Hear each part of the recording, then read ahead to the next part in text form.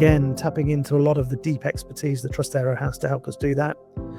We were then able, as we were approaching kind of start of the audit window to do the real kind of SOC 2 type 2 audit, we were able then to make use of a range of more AI-driven tools that were able to very quickly scan all of the evidence and documentation we had, and then they were able to effectively kind of flag a few areas that we could then go through and triage.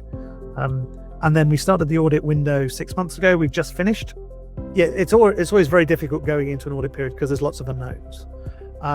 The thing that gave us a lot of assurance going into it was just the level of detail and transparency that's within the Trustero platform provides means that we're seeing exactly the same as the auditors are.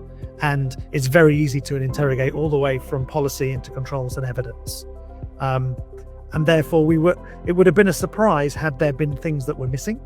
And actually, as a testament to that, through the audit process, we had a few questions just to check or even just update bits of evidence, but actually there was nothing that was fundamentally missing or not correct, actually, which is great. 47, 48 policies, a few hundred controls, and thousands of pieces of evidence, which are now being constantly and regularly updated and polled to be checked. Having that level of automation in the system once it's set up is brilliant, because then actually we can just flag by exception. Obviously, you don't want it to then provide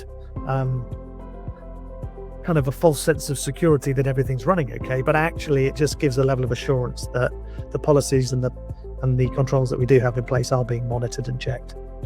The way that we've done and set up our controls for SOC 2 means it's going to be very easy for us to layer on top for additional accreditations as we move to ISO standards and some other criminal justice areas. And so effectively it's given us a really good foundation to start building more and more security on over time.